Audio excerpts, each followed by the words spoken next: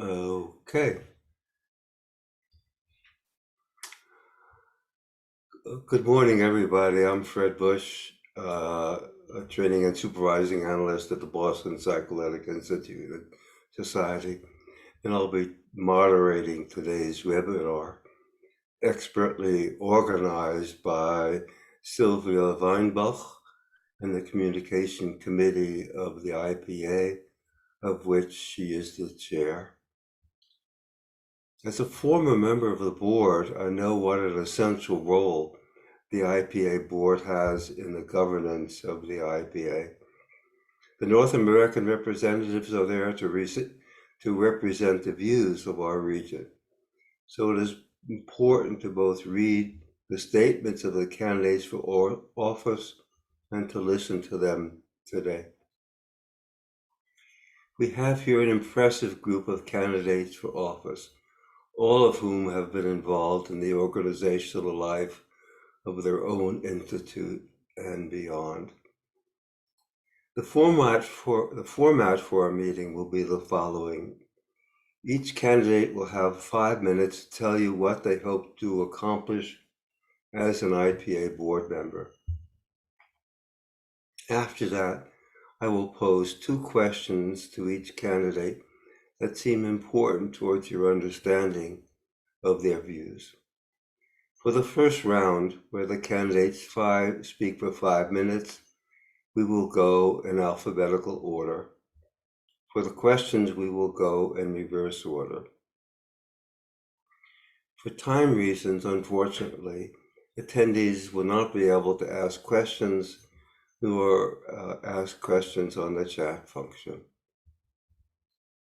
So let's begin. Our first speaker will be So Akasumura.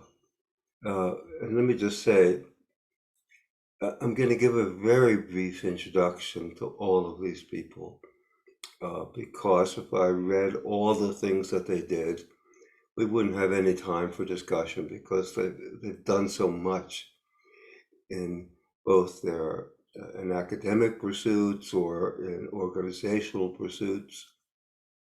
So I'll be very brief. So Akatsuma is a full member and a training and supervising analyst of the Japan Psychoanalytic Society. He is an executive committee member and chair of the Public Relations Committee of the Japan Psychoanalytic Society.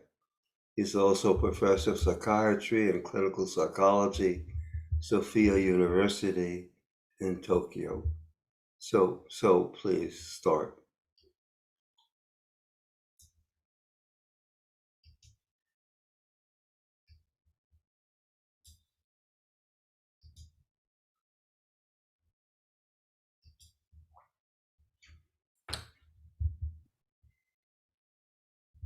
So is muted. No one can hear him.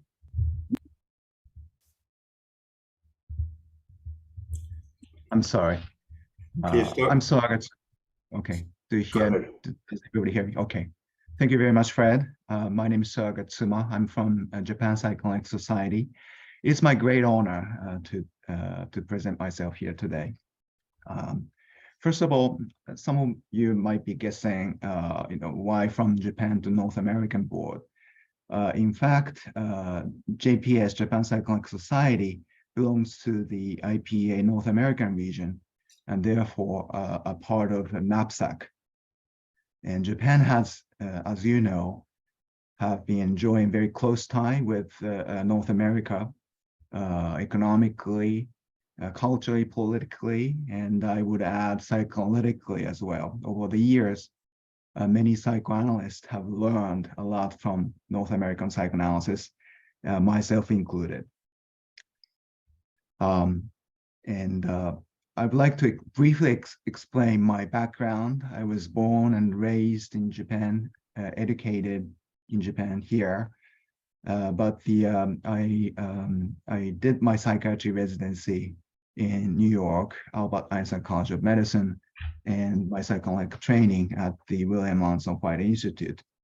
And I appreciated the kindness and the generosity of my teachers throughout my stay in the US. But I decided to come back to Japan because I wanted to treat patients in my native language, Japanese. And also, I thought I would like to contribute to Japanese psychoanalysis and psychoanalysis in Asia as a whole. So that's the reason why I came back to Japan. It was like more than a decade ago, and I have been heavily involved recently with JPS administration and teaching and supervising those who wish to be psychoanalysts. Because I have experienced psychoanalysis in 2 countries, in the US and in Japan, I can tell you that the enthusiasm about psychoanalysis in Japan is quite high. And there are many books appearing each year on psychoanalysis, some of them translated and others written by Japanese analysts and psychodynamic psychotherapists. And the enthusiasm is comparable to that of North America. But when it comes to the actual number of psychoanalysts practicing psychoanalysis, it's much lower significantly. There are only like around 40 psychoanalysts, JPS members in the entire Japan, and about 30 candidates. However, I think this could be regarded as a potential for psychoanalysis, and because there's much room for psychoanalysis to grow in Japan. And I guess that's probably the case in other Asian countries, including Taiwan, China, Korea, India, and in other Australia as well, which is Asia Pacific region country. So for that to happen, I think it's important that the IPA knows about Asia Pacific region situation, and also the psychoanalysts in this region, in our region, to know about IPA more. Because I'm telling you, because even among IPA members of JPS, Japan Psychoanalysis Society, IPA remains sort of kind of invisible entity. I know it's important, and that I think they are doing something significant and administratively, but it's kind of invisible. So I would like to be someone who could potentially facilitate communication. I want to, so that IPA would know much more about Japanese psychoanalysis, and Japanese psychoanalysts would know much more about IPA. And I would vigorously like to consult my Japanese colleagues and Asian Pacific colleagues. And IPA, I think, would benefit from diversity. That's so I would appreciate if you consider voting for me. Thank you.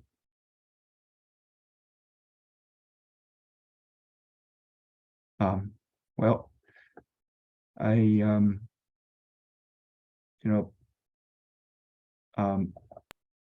think I'm probably mostly running out of time, but I would like to stop here. Thank you very much. Our next speaker will be Paula Ellman. She is a training and supervising analyst and a member of the faculty of the Contemporary Freudian Society in Washington, D.C., and the Washington-Baltimore Centers for Psychoanalysis. She is running for a second term on the IPA board as North American representative. So, Paula. Thank you, Fred, for chairing this webinar, and to my North America colleagues for joining together today. Now moving through my first term as North America representative, I am enthusiastic about serving a second term. My cross-organizational perspective as a member and training and supervising analyst in both APSA and CIPS, the Confederation of Independent Psychoanalytic Societies, is an asset in serving as North America rep on the IPA board. My involvements with the IPA Committee on Women in Psychoanalysis have acculturated me to the workings of the IPA, currently as consultant to the committee and as editor-in-chief of our newly launched co-op book series editorial board, and previously as serving last term as overall chair of co-op and also as chair of the Intercommittee on Racism and Prejudice. And my history of contributions to societal governance all enable me to effectively represent North America on the IPA board. The value I put on inclusion guides how I serve. The IPA's effectiveness depends on governance through consensus, and my effort, wherever positioned, is to build consensus, encourage creativity, and develop new possibilities for collaboration and change. What we face regionally and globally demands inclusive collaboration. We have many challenges facing us now. Firstly, APSA, an exceptional regional, with its exceptional regional status and its recent vote to expand its membership to be more inclusive of non-analysts, introduces further tensions into APSA's relationship to and position in the IPA. Navigating this change and its repercussions in other IPA regions will demand sensitivity and seeing through institutional structural changes to sustain APSA's IPA affiliation, preserving North America's participation in global psychoanalysis. Secondly, we have a challenge and potential demanding our focus on the inclusion of those that have been marginalized, Black, Indigenous, and people of color, along with younger and early career clinicians. Recent IPA developments directing our focus into the community and the most recent creation of the Committee on Prejudice, Discrimination, and Racism in the IPA are initiatives whose success depends on our continued thought and efforts. In fact, I think I can say it was through my persistent, at times stubborn efforts in our IPA board discussions this past term that saw through this IPA committee's launch in the face of much controversy on the topic. I wholeheartedly believe that inclusion of the younger generation in our programming, in addition to recent amendments to our frequency requirements, strengthens the IPA's foundation. Developing models for training where the interests and needs of younger and minority clinicians are considered is crucial to our future. Our focus on the development and inclusion of IPA's fourth Asia-Pacific region is needed and will enrich the IPA. My past 10 years of travel to train young clinicians in China allows me, in addition to my colleague So here today, certainly, some sense of the cultural disparities warranting our thoughtfulness. Controversial and demanding our attention are regional differences in perspectives on the question of remote psychoanalytic training. Carefully navigating these differences will support a future of cohesion where regional and cultural variations can be tolerated and respected and even learned from. The IPA wrestles with socio-cultural topics relevant to all its members in differing ways, continuing to treasure our relationships and commonalities with our analytic community worldwide and bringing a cohesion to psychoanalysis that can at the same time bear regional differences is a task that lies ahead for us. Thank you for joining us today and listening. Thank you, Paula. Our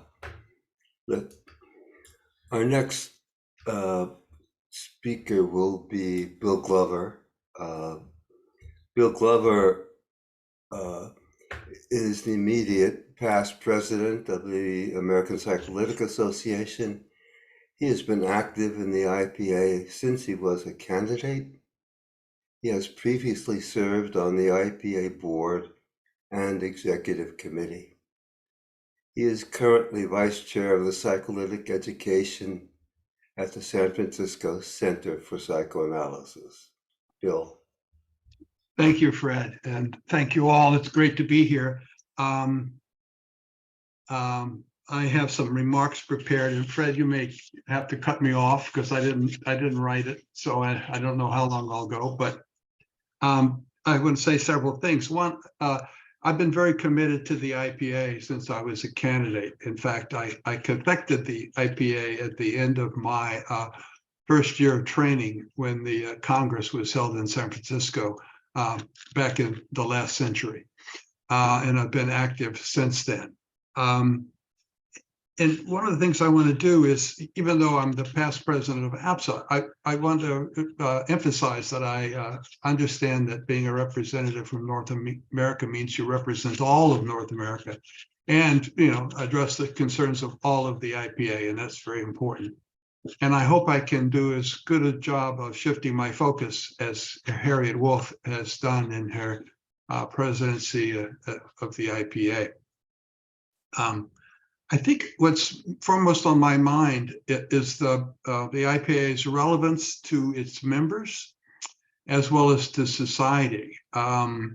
Just the fact that this election will be uncontested, that there are 7 nominees for 7 seats, is a statement about a kind of lack of attention in North America, particularly within APSA. Although it's not unusual, because I noticed the other regions had low numbers of candidates this year as well. I forget which was which, but one was 8 and the other is 9. So it's a universal phenomenon. But I think it's so important that we bring value to our members and to society. I'm mentioning that because of these times we're living in, and so much going on, as we all know. And I think of psychoanalysis as more than a profession. It's a movement, it's a broad community with shared values, different levels of expertise and training for sure, but we have a common thrust. And I think that the IPA has been a leader of that, but I think we've been too preoccupied with our professional project. And I would like to see us focus more on in various ways, as we already do, but increasing our inclusion of what we might call the broader epistemic psychoanalytic community, the folks who share our values and our beliefs, although not the extent of our training, and strengthen our alliances with them, because psychoanalysis, we have a lot to offer society beyond the consulting room. I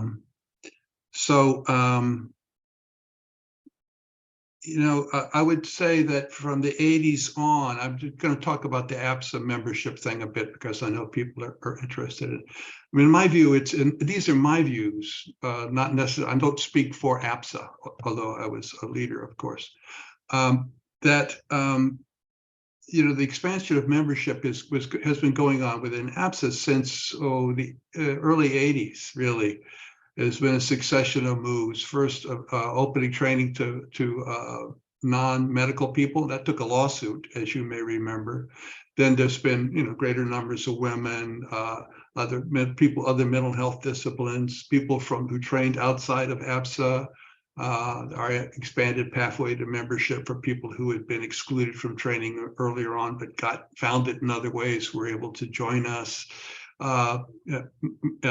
Openly LGBT people joined us, and more recently we've been working on our exclusion based on race and ethnic diversities. The Holmes Commission, which was commissioned during my presidency on racial equality in North America, is going to be rendering its report soon, which I think is very powerful and influential in America, and I hope in the rest of the world.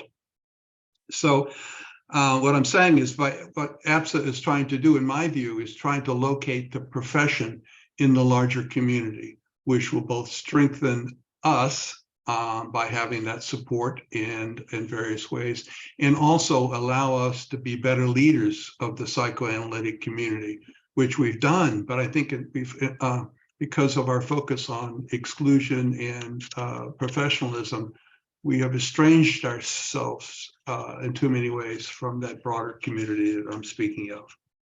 So in closing, I just wanted to mention my colleague Jorge Bruce from Lima had a webinar on Harvey Schwartz's, not a webinar, a podcast on Harvey Schwartz's Off the Couch podcast series that people have seen. And he spoke, which was titled, Does Psychoanalysis Have to Be the Same Everywhere?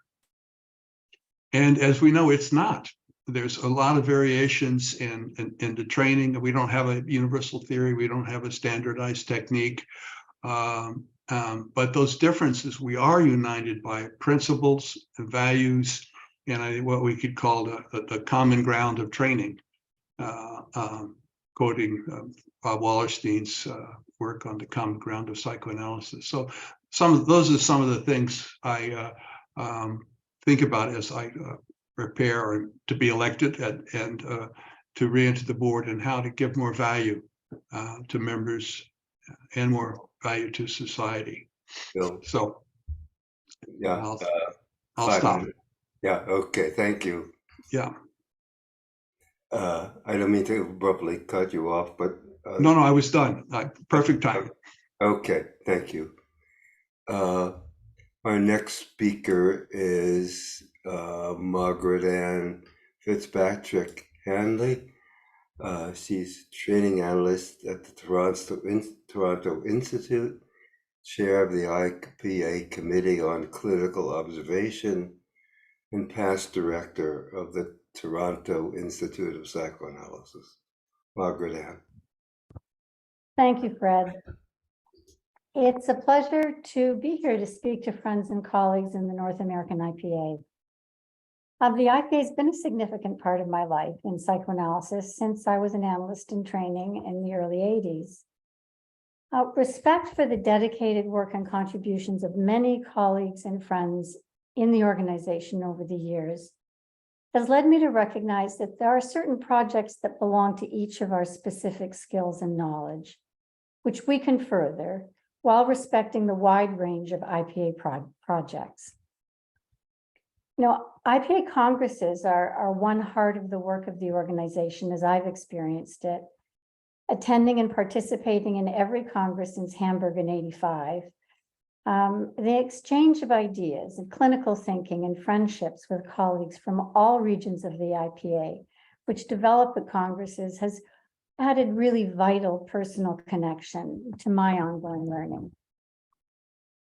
And the IPA's current focus on clear communication between IPA psychoanalysts, between our different cultures, societies, committees, receives my full support and would receive my full efforts. I know there are important decisions for the IPA board to make at times, priorities to consider with respect to recommendations for the advancement of psychoanalysis, our impossible profession. And I can only add my experience, my reasoning, my attention to research, and further current discussions of the board as a new member, as I hope to be. I was a member of the IPA Public Information Committee with Sergio Nick in the 2000s and co-chaired for many years the IPA Committee on Psychoanalysis and Psychotherapy with Kalish and Serge Frisch. And I gained some experience to contribute to the board on outreach to our mental health fields, to the broader community, which Bill was just speaking about, and also for psychoanalysis is very relevant to many other fields.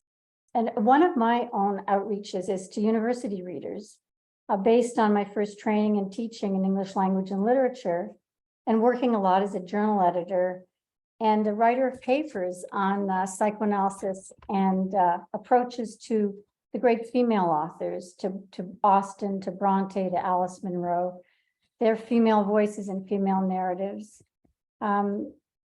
So my long involvement also in the transmission of psychoanalysis, watching the learning curves of all our analysts in training over 2 long terms as chair of progression committee, and seeing what kinds of candidates continue as analysts to contribute to the field, has led me to be very interested in IPA training ideals, to how we articulate, about psychoanalytic transmission, what we think works best.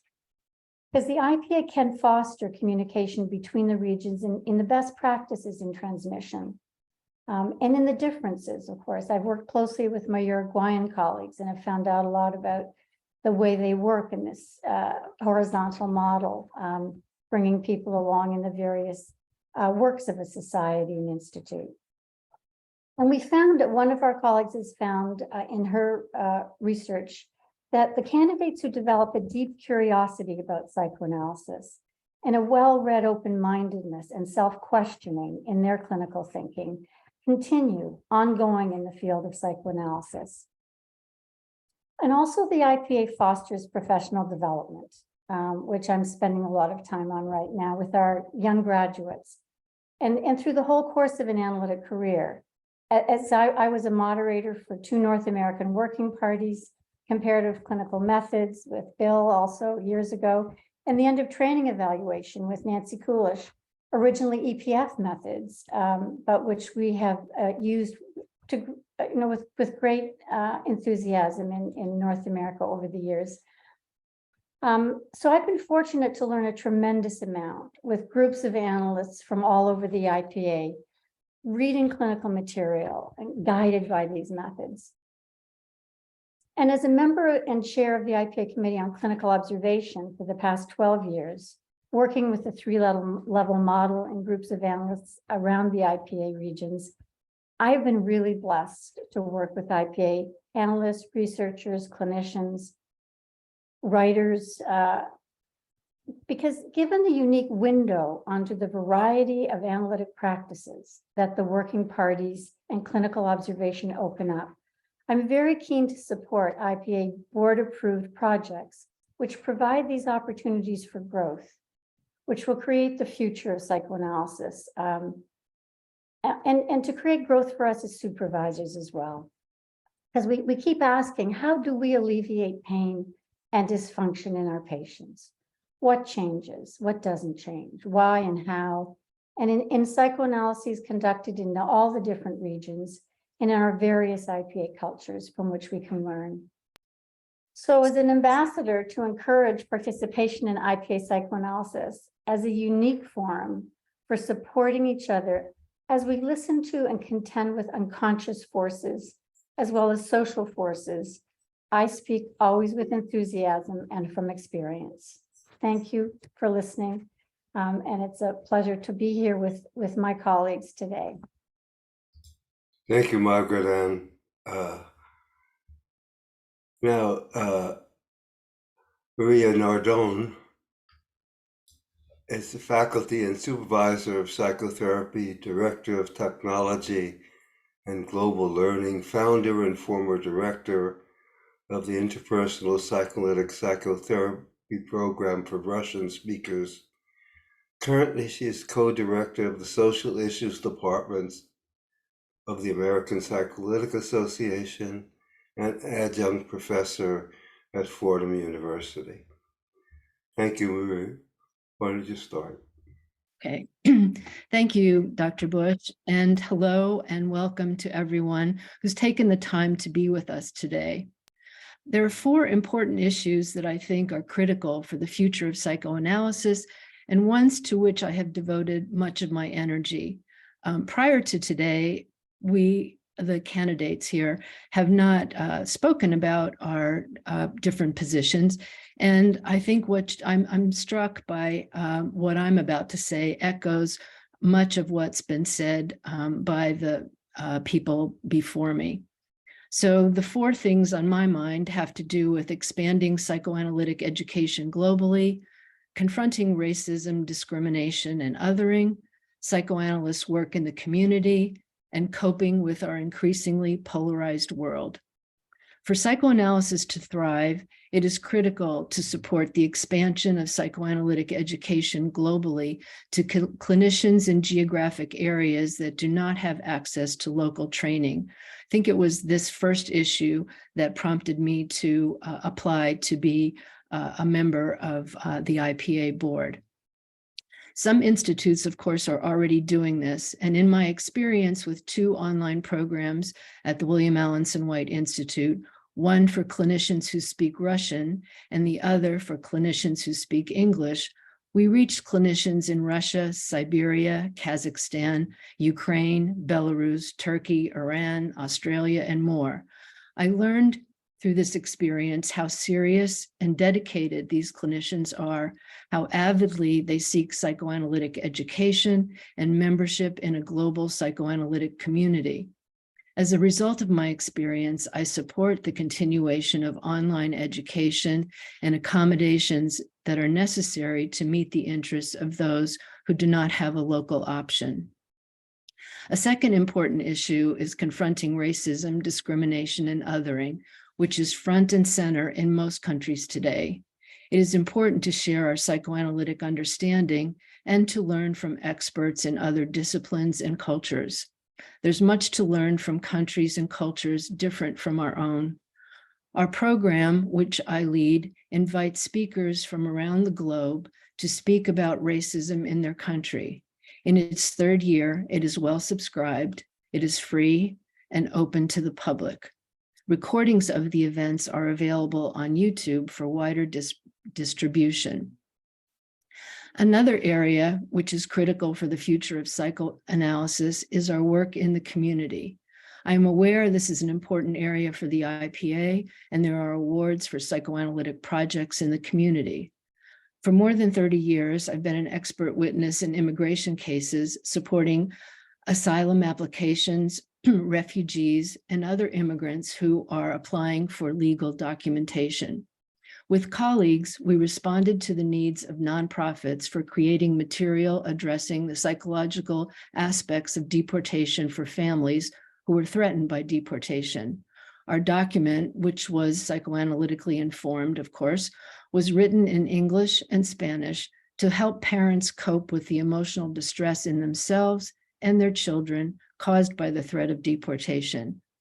This chapter was the most downloaded in the nonprofit's manual, which was distributed not only in the United States, but in Mexico and Latin America. The fourth issue is toxic polarization, in part fueled by misinformation, fake news, conspiracy theories, which spread rapidly across the internet and social media. Polarization has broad impact from disrupting our personal relationships with family and friends, and more widely to our politics and government. A recent effort by the Center for Public Mental Health, which I direct at the William Allenson White Institute, has been to create a series inviting psychoanalysts and experts from other fields, including mediation and conflict resolution, to learn how to best address toxic polarization. This is a recent program in progress. If elected, I will bring my energy and experience to the IPA's Executive Council, and I look forward to working with my IPA colleagues. Thank you for listening. Thanks, Maria. Our next speaker is Britt Marie Schiller. She's the immediate past head of the APS's Department of Psychoanalytic Education. She's been a chair of the philosophy department at Webster University in St. Louis for 15 years. She is also running for a second term on the IPA board. Britt Marie. Yes, hi, thank you so much. And I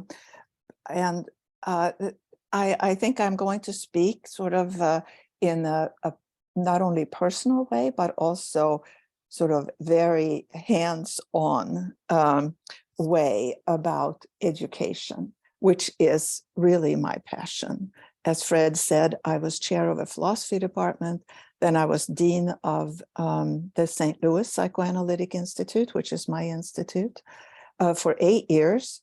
And then when the Department of Psychoanalytic Education was founded in APSA, I was the associate head for 3 years with Alan Sugarman, who was the first head. And together we really got this department off the ground, which was a very exciting project.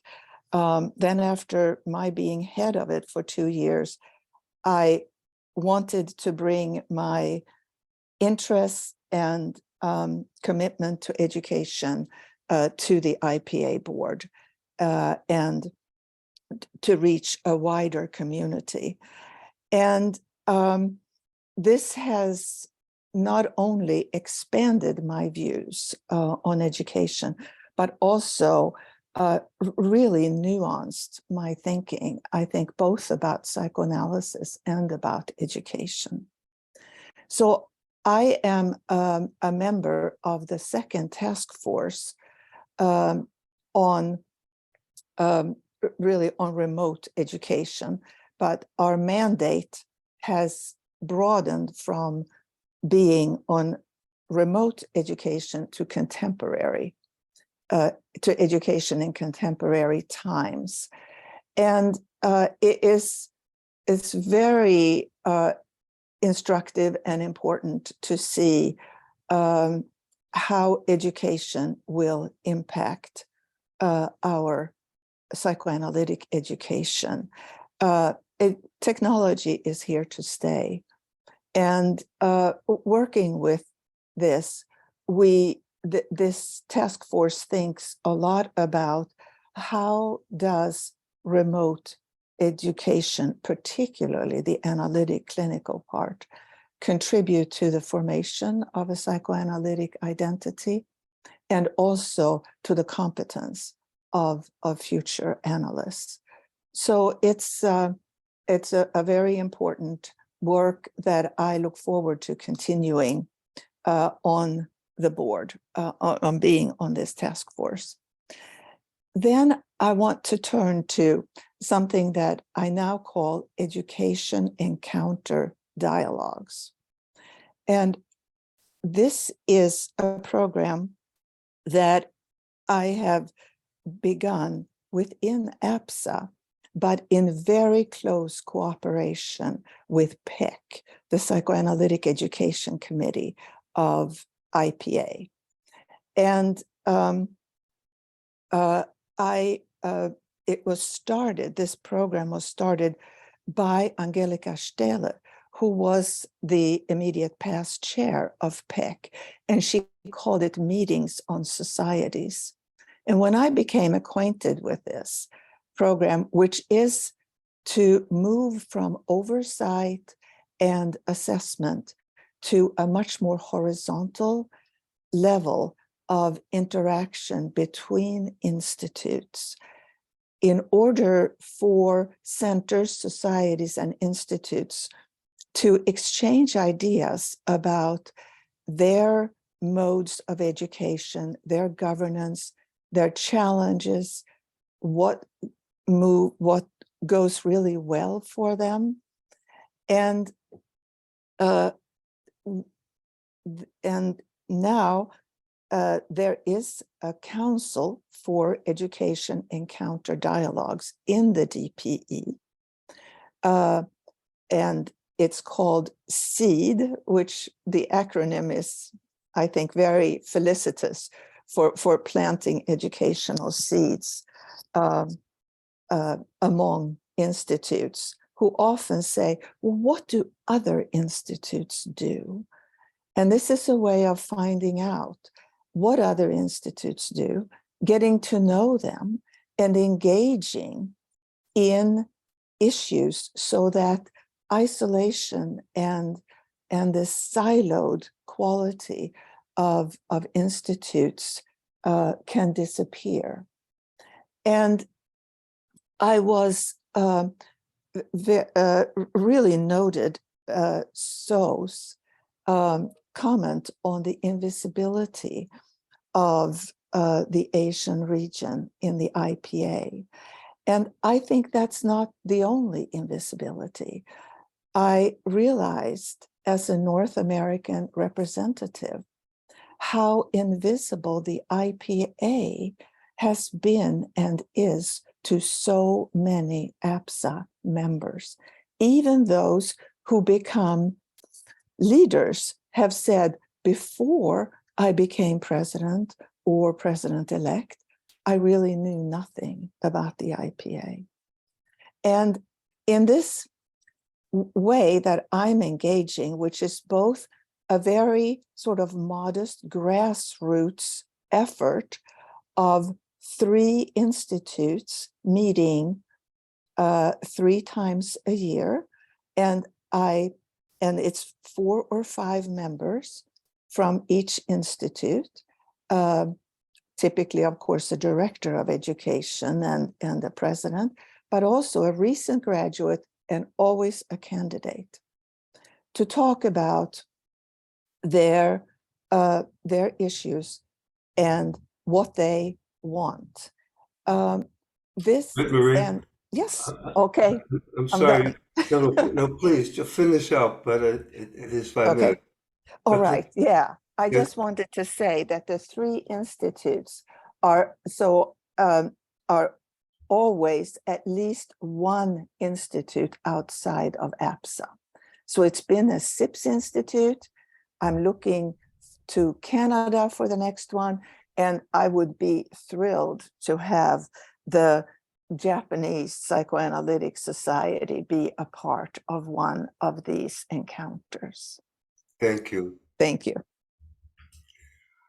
Our final speaker in this first go-around is Randy Worth, who's a training and supervising analyst at the Institute for Psychoanalytic Training and Research in New York City, where she also serves on the board of directors. She is currently also one of the 7 North American representatives on the IPA board of directors. So, Randy. Thank you, Fred. It's a pleasure to be here.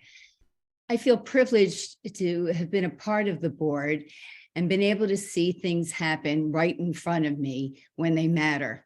When the war broke out in the Ukraine, I watched what it means to have systems in place to jump in and respond organizationally, emotionally, financially, and then to continue to study the ramifications of war and how it affects analysts and members in other societies who also are affected by the war in surrounding countries. And I'll never forget that. And this kind of thing goes on all the time with other issues that have been raised by my colleagues. I began my first term during the pandemic, meeting my fellow board members and gaining my first insights into the workings of the board at a distance via Zoom. I'm concluding this first term with a blend of Zoom and in-person meetings.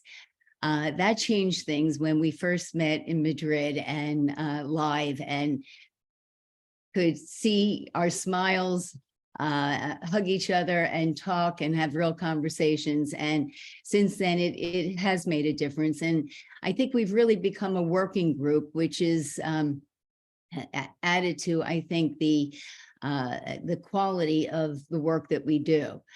However, there is a steep learning curve for a new board to familiarize themselves with the depth and wide spectrum of the IPA's involvement and reach in protecting and promoting psychoanalysis.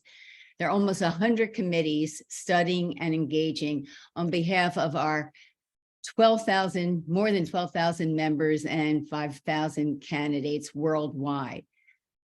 Whether in person or on Zoom, there's a dedication and passion on the board for not only the overarching importance of psychoanalysis globally, but a better understanding of each region. And I've learned a lot being on the board about the regional differences and similarities and their needs.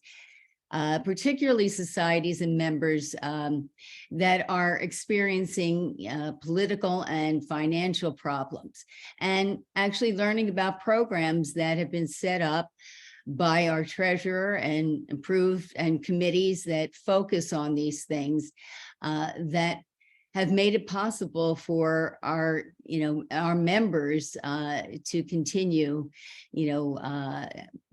in the IPA based on things that have happened, externally in the world that have affect them in their practices. The board addresses many things and can intersect with individuals and societies on both macro and micro levels. Globally, we engage on many humanitarian things that are going on, human rights violations and persecutions of minorities, whatever their otherness may be, unspeakable terrorism and violence that unfortunately pervades society, and things that happen in our societies in the IPA, ethical issues that we need to respond to. Systems are set up for that, and it's been very interesting to learn about that. And I'm very impressed with, how this is done in the procedural codes, and it's very comforting actually to learn about these things and put them in practice. We engage on training issues that affect all of our members. Obviously, the important things that are being discussed now and will come to conclusion, like remote learning and teleanalysis, teletherapy, distance learning, and, as I said, the political and economic concerns that are affecting certain regions in big ways. We engage on the expansion of psychoanalysis worldwide through the work of the ING, the International New Groups Committee. And I work on the task force representation, and it's very interesting. That has to do with, what will it be like in the development of the fourth region? How will representation happen with issues of voting and the amount of, in relation to how many people in that region compared to the other regions? The other thing that is part of representation is the relationship with APSA and the IPA. The long historical issue with exceptionalism and the IPA, and how that affects not only North America, but also feelings that other regions have about APSA being the only organization in the IPA that is considered a regional organization. Just a comment based on what Bill said, in terms of how many people are running for the North American rep. 5 seats in North America are actually for APSA, 1 for Canada and 1 for the independents. I represent the independents, as does Paula. There's a voting issue that sometimes 2 independents can actually get on the board, which did happen in the last term. But that's an interesting issue in terms of engaging individual members. I'm moving to the micro level of things that we have to deal with. If people are not engaged, whether it's the independents, APSA members, or anyone in any of the regions with the IPA, what do we do? That's a big problem, a big concern for the IPA board, the organization. How do we get members and candidates to engage? Randy? Yes. I'm sorry. Okay, well, I'll end here with saying, you want to finish up? Yes, that this is a passion of mine. That's why I got on the board and why I've been in other organizations, other boards. I will continue to work on this. The board is very interested in it. We want to feel that there's a way for every member and every candidate to feel that there's a way to open a door to connect with this historically wonderful organization that has so much to offer. Thank you. Thanks, Randy. Well, I think you can see that we'll be well represented on the board with these really very dedicated people who are so involved and interested in the IPA and its future. So I'm going to turn to the second part of our discussion. And in this section, I will ask each candidate for office to speak to 2 questions, and they'll each have 3 minutes for each question.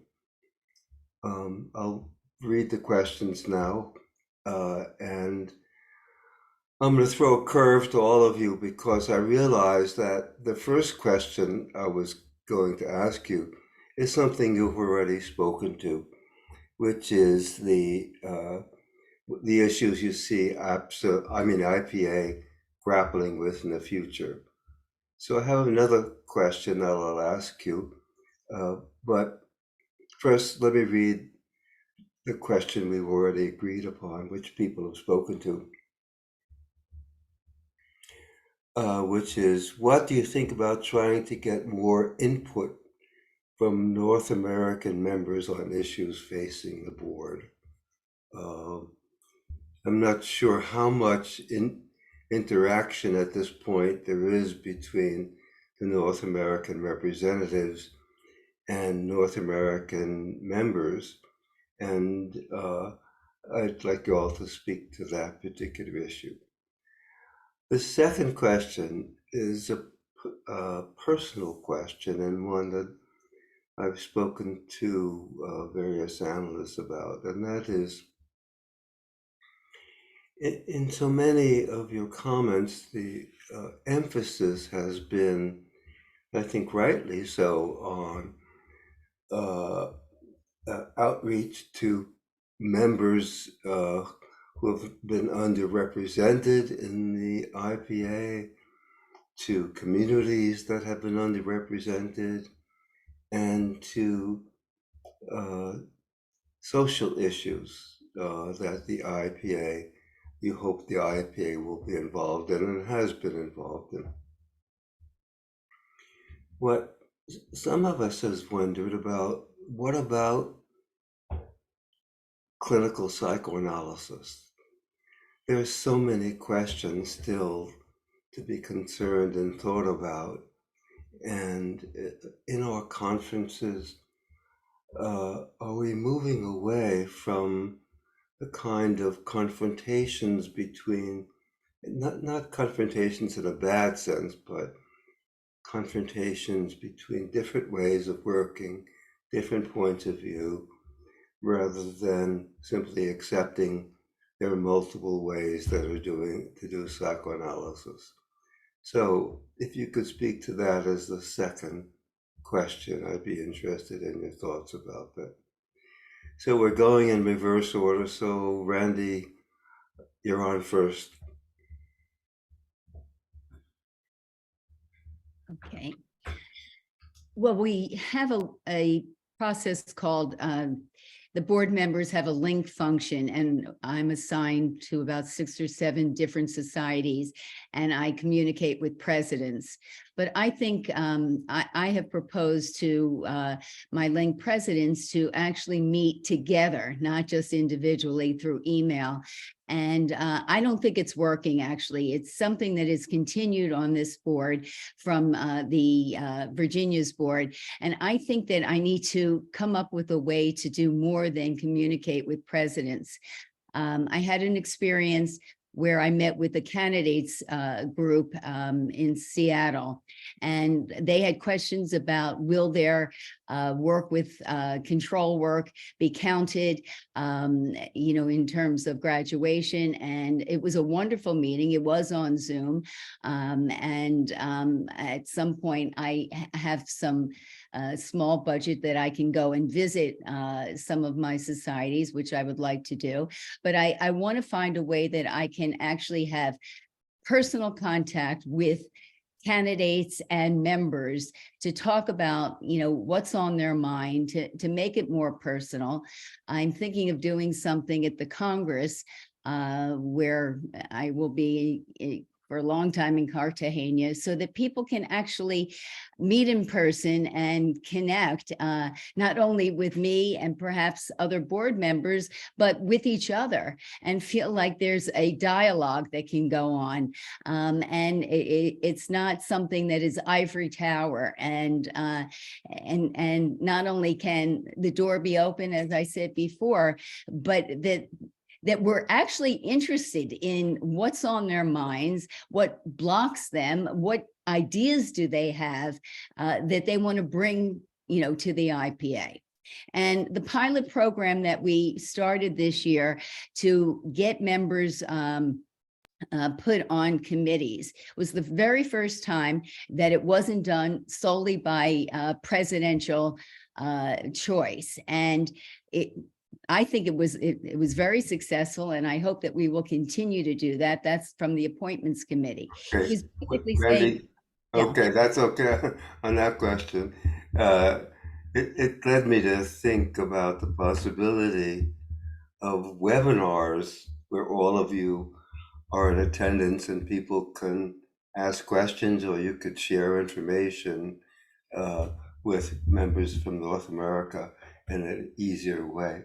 But how about the second question that I raised in terms of, are we forgetting about the clinically important questions about psychoanalysis? I don't think so, Fred. I think that, I'm the program chair for NAPSAC, and when I was asked to do that, the one stipulation I said to the president is that I'm only interested in taking this on if I can do tri-regional programs. And she said, that's wonderful. And it was a way to bring in people who are, very smart, who are doing, psychoanalysis, like we've all been trained as IPA, psychoanalysts, but have different cultural different kinds of learning, different kinds of influences, and bring them to our NAPSAC program so that there can be ways of being introduced to different thinking, different, research that people have done. I just did a conference that was tri-regional on terrorism, the mind of the terrorist. And I had someone from Oslo, someone from Peru, our North American scholar, Louis Brunet, who's done research on terrorism for 30 years, together having a dialogue. And I've done that a couple times, and it's been wonderful. And not only, doing serious papers, but then just having a chat among, the speakers about how they work, how they think, and you then get similarities and differences and share ideas. And so I think our field and the IPA is open to learning constantly. I think that's the beautiful part of what our profession is, that you can learn something every day and are curious and excited about it. So I don't think that we've become rigidified in. Okay, thank you, Randy. Yeah. Where in order to accommodate Paula Ellman, because she has to leave a little early, why don't you try to speak to these two questions next, Paula? You have to unmute. Thank you, Fred. The first question is a real challenge of a question. How do we bring in, how do we make the IPA relevant to North America members? I think the IPA is relevant to the independent societies, because those of us that trained in the independent societies kind of grew up as analysts with an awareness of and involvement in the IPA. But for APSA members, that's where the challenge is: how to bring awareness of the IPA and what it has to offer, and ways to be involved to APSA members. And as Randy said, we do have our link societies for each board member. We are linked with APSA societies. However, there's a problem with having sufficient interest in the IPA. And I think our continued challenge in the IPA is trying to find a way to find a way for the IPA to become more relevant to those in North America that are not independent members. In terms of the second question, I think you bring up something important, Fred. Yes, there's been a real emphasis in psychoanalysis towards the social. And I think when you ask, what about clinical psychoanalysis and different ways of working? I think there's a sense, and I think this has been a division on the IPA board, and a regional division, that there are many analysts internationally who experience that an emphasis on the social is a departure from from classical psychoanalysis, is a departure from theory making and theory building, and view that the emphasis and interest in the social is somehow poses a threat of diluting psychoanalysis. And I think I want to challenge that, because I think there's a way that bringing our attention to more of the social issues that we face allows for a questioning of how we work clinically, and can be very much involved with theory development that we aren't accustomed to thinking about. So I think it's a challenge to our typical way of working, of being kind of isolated in our consulting rooms, practicing clinical psychoanalysis. And I think with the emphasis in that area, in that direction, we are at great risk for dying out and of becoming irrelevant to what the concerns are in the larger world. So I do think there's a way that we aren't departing from the clinical by bringing attention to social issues and social tensions. I think there remains a way of deepening our clinical work with a more thorough thoughtfulness and immersion in more socially oriented issues. So thank you.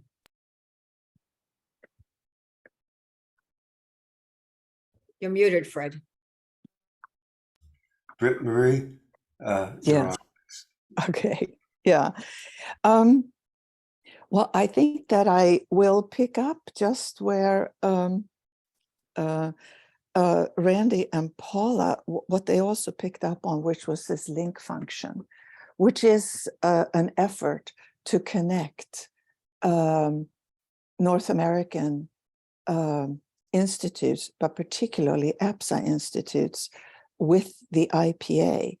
APSA, because it's so big, it's sort of like a filter between the IPA and the APSA members, and that the other SIPs and other IPA societies don't have. They have a much closer connection. And when I inherited this link function, when I became a member of the board, the person I inherited it from said, it was a terrible experience because no one was interested. And I couldn't get any response from my link societies. And I thought, well, why do that again then? So that's when I thought I would try a different way of linking, which was to begin these education encounters, and to link first my link societies together, and then with one SIPS institute, and then now, so we've done twice.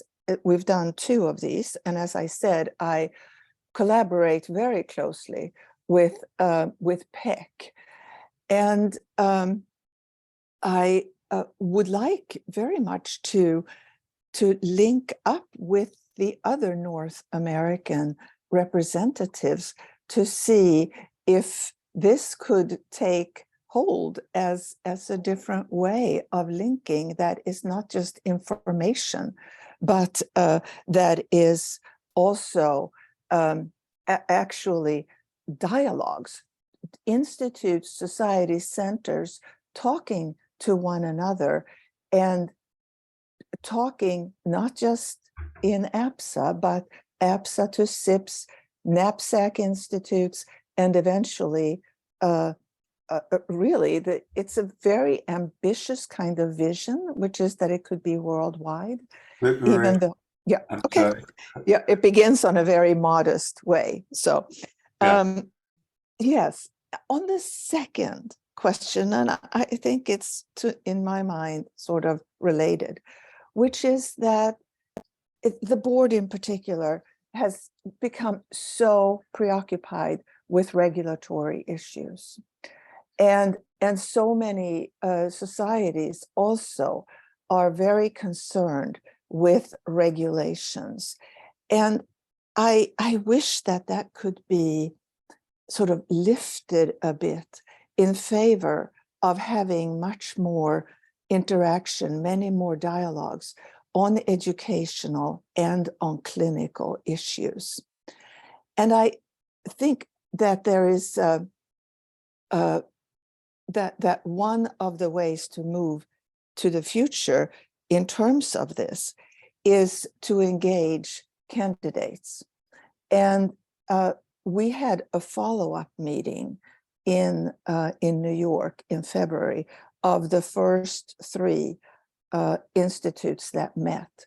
And at one point, a candidate came down from the candidate council to listen, and also she became very engaged and wanted to promote this. So she went back up to the candidate council. She came back with 2 more members. And I could also mention that these were actually all minority people, so to speak, people of color. And so I thought this, to include candidates and to engage their enthusiasm, which is not about regulatory issues, but about education and clinical issues. Okay. That just seems to be a way to go forward. Thank you, Britt Marie.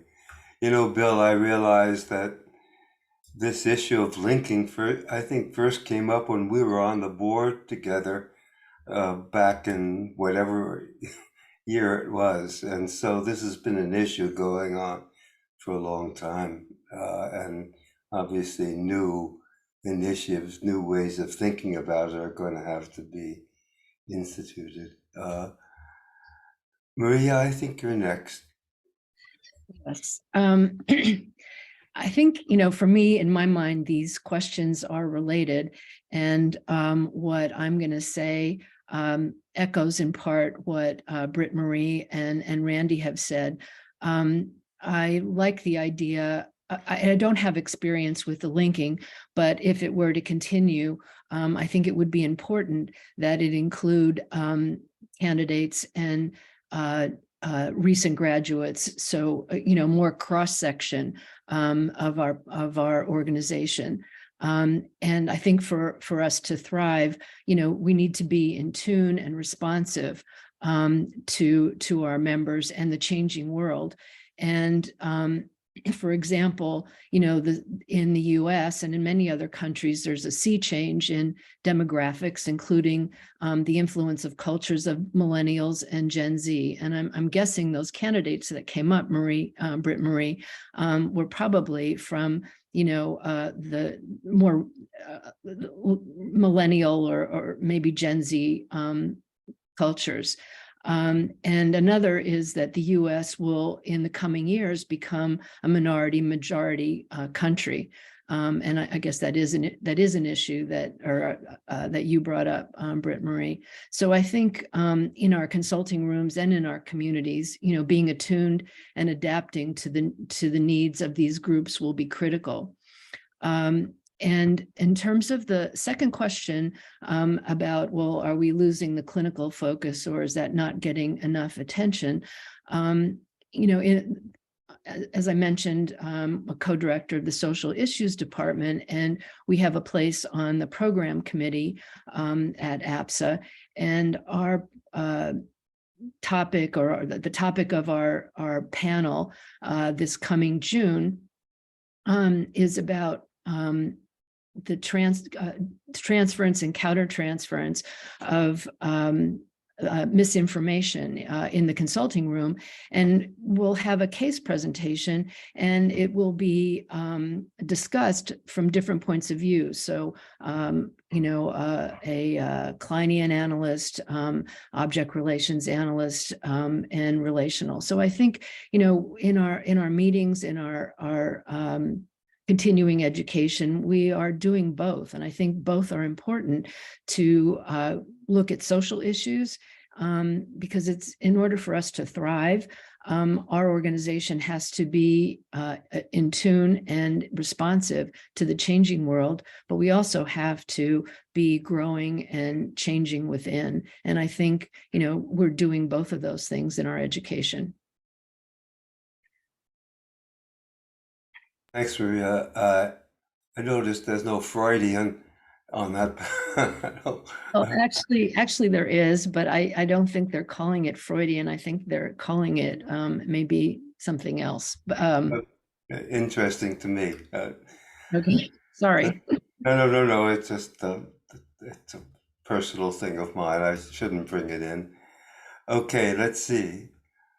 Margaret, I think you're next. And I realized as we've been talking that, of course, you've been involved in these clinical workshops that occur at the IPA and the APSA. So there has been that link to clinical material all the time in our meetings. But please go ahead.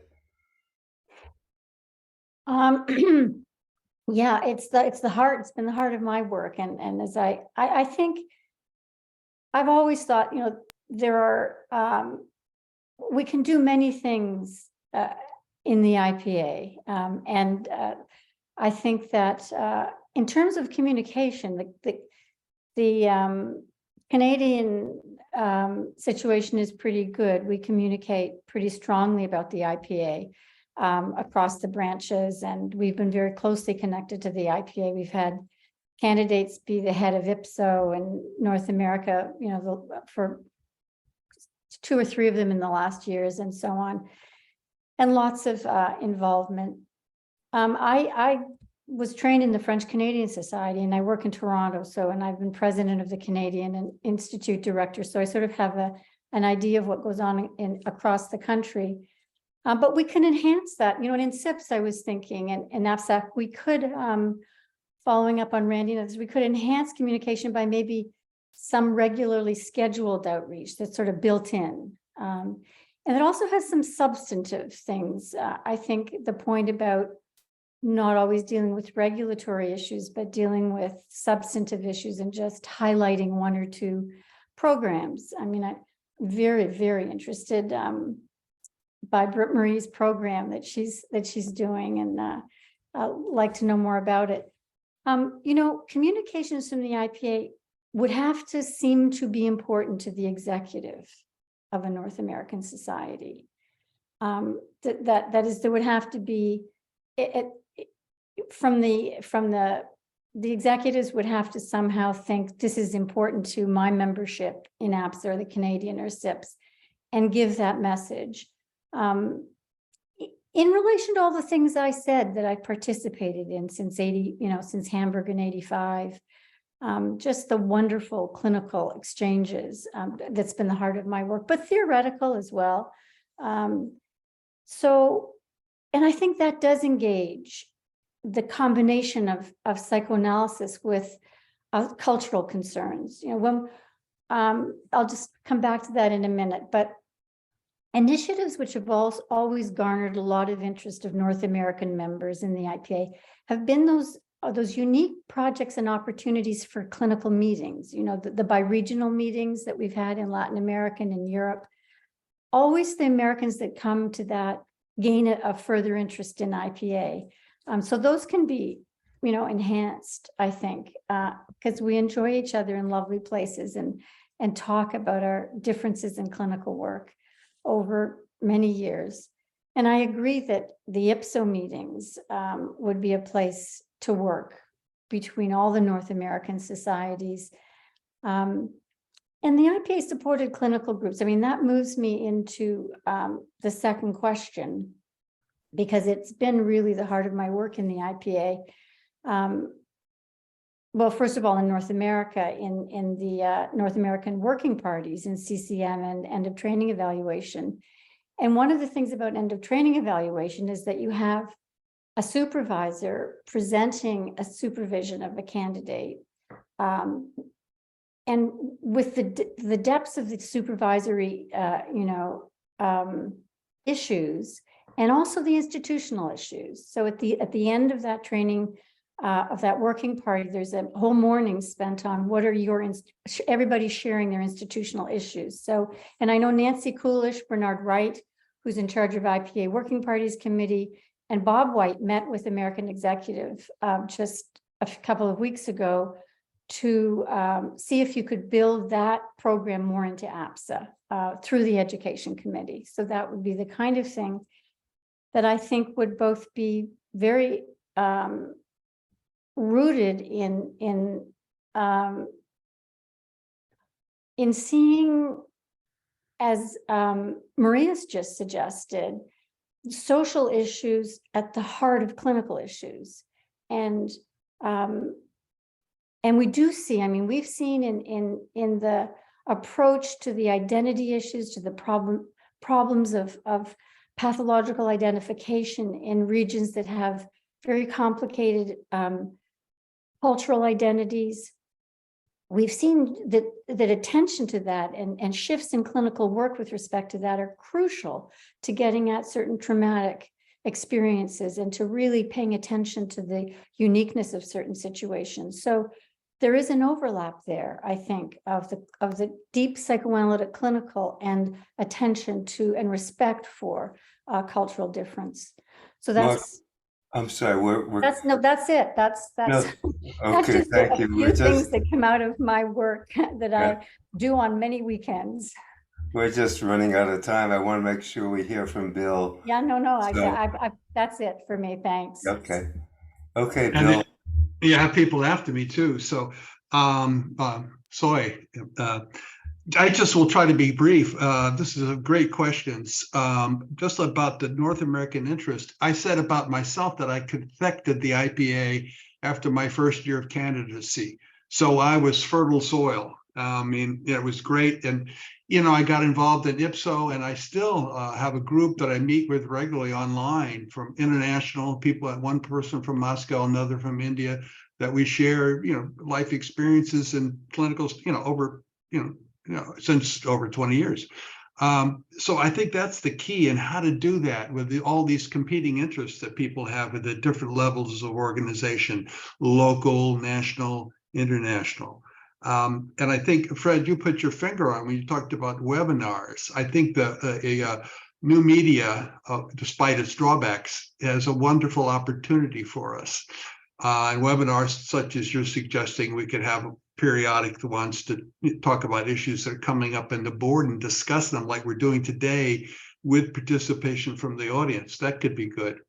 Another thing that strikes me, I was very involved also with the working parties, but had to step away in the last few years, but I'm interested now. And it occurs to me, and Margaret, and I wanted to ask you what you think of this, and about would it be possible to have working parties online? Or some part of them online. And two, would it be possible to do a working party addressing social issues, particularly race? And that would, the set of questions was, how is it brought into the clinical hour? I mean, the working parties have a question that it's a research project, really. And that'd be something we could explore. I won't go further with it, but you can see the possibilities. That would really bring the clinical to the social to the clinical. And when we talk about that, I give a couple of examples of the focus that have happened to me, just very obvious ones. I'm consulting with a young therapist who's seeing a biracial family, and race never comes up. And I'm much more aware of that than I was previously. Previously, I would have tried it and then I would have let it go. But now I'm very attuned to the derivatives and can bring it up and interest the therapist in it, et cetera. So that's one example. Another was, how do we introduce identities in a group. Somebody was talking about they were teaching in class and somebody interrupted in the first session, and they were going to doing the introductions, and then somebody said, well, we should all give our identities, which means more than the pronouns. And this is very big in the States. I don't know, it may not be the same in other places, but are you, in terms of ethnic identity, racial identity, et cetera. And the instructor felt that would be sort of setting a kind of a tone that they weren't comfortable with. So she consulted with a young friend of hers who is a different gender, trans, and say, how could I introduce that question in the group? And the trans friend said, well, just maybe you could ask people, are there any identities that they have that are important to them that they'd like the group to know? I mean, putting it back into the hands of the group. Just very simple examples. I'll move on. About the social issues, I mean, I'm talking about how to bring them into the room.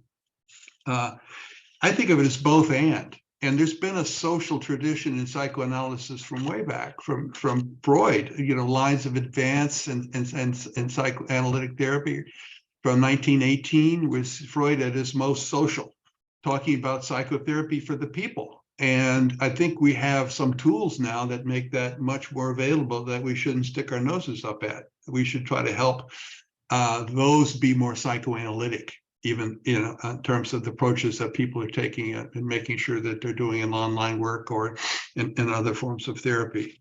I also just wanted to mention the last thing. I mentioned epistemic communities. And, that's a cross-profession, cross-national groups of, people with knowledge who unite around the theme and try to advance policy. And I think that psychoanalysis is that and can be more of that. But it also involves, we need epistemic trust, which is a concept, Peter Fonagy and his team have been working on about, that's a societal issue that's certainly broken down. And we need that within psychoanalysis. There is some degree of epistemic trust that's broken down as we get into our regulatory battles. So I think that's something we should keep in mind. So I'll stop there and thank you all. Thanks, Bill. So you have the last word. You have to unmute. Yeah. Yes. About the first question, I think in terms of communication and linking, I think with the help of the technology, I think even in countries like Japan, which is not big, but the communication has been greatly facilitated. So we have been communicating much more intensely between Tokyo branch, and there's another branch in Fukuoka, which is like a couple of hours by flight. So, but we've been doing that. And also, I think it's been great that the recently, for example, there was an Asia Pacific conference which took place in India. I was able to participate online. And also there was an Asia Pacific online clinical conference recently held, and I enjoyed moderating it. And I hope the younger generation is, more and more computer savvier, so that they would probably be able to come up with better ways to communicate with each other. And in terms of IPA opposite situation, I think there is a kind of a tendency that for example, if America sneezes, Japan catches cold. So that means that the North American influence is very influential. I think so. It's very important to keep in mind that the international colleagues are looking at what's happening in North America. So I think it's very important. What kind of relationship APSA has with IPA would heavily influence how they think about psychoanalysis in all over the world.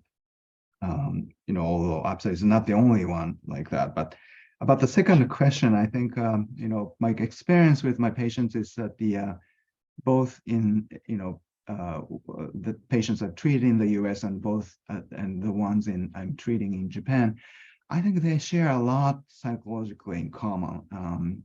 Triadic, dyadic problems appear in both of them.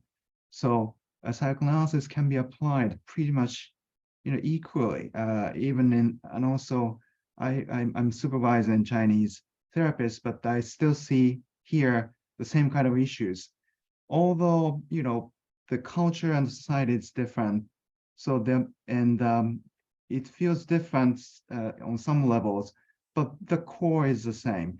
So I'm trying to integrate, the society and clinical.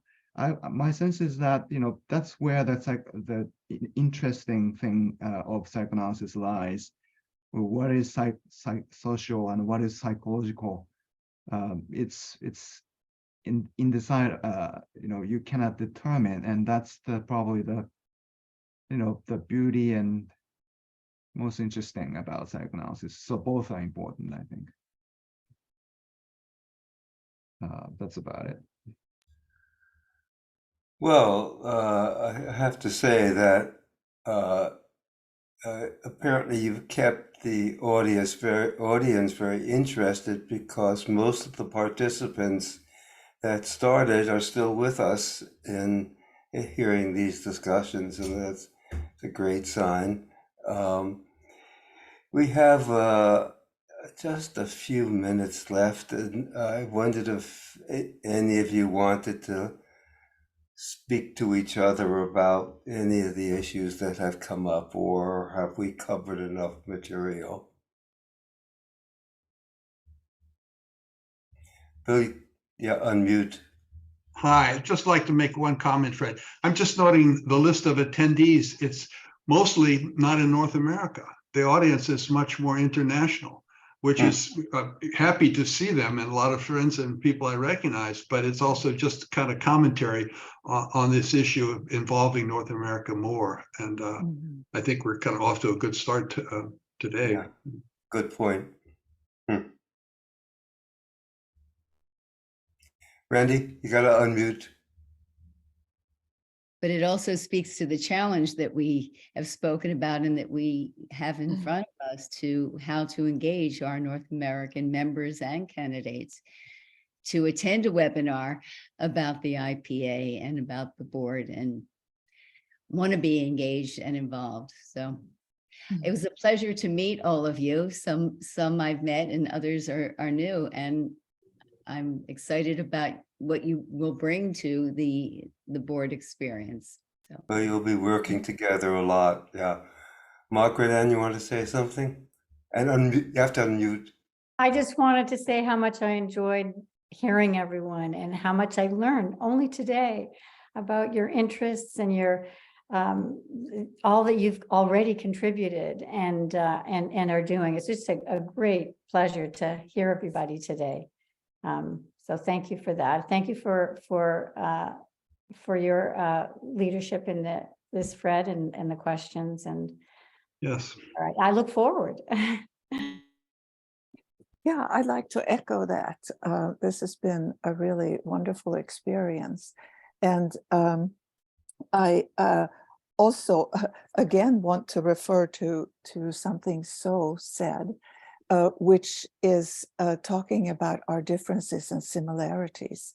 And, the idea that there isn't one way to do something, and that there are similarities and differences, but we focus perhaps too much on the differences, and they lead to disagreements. And I think to be reminded of how many similarities there are, and how we are committed to a very common project is really good to keep in mind.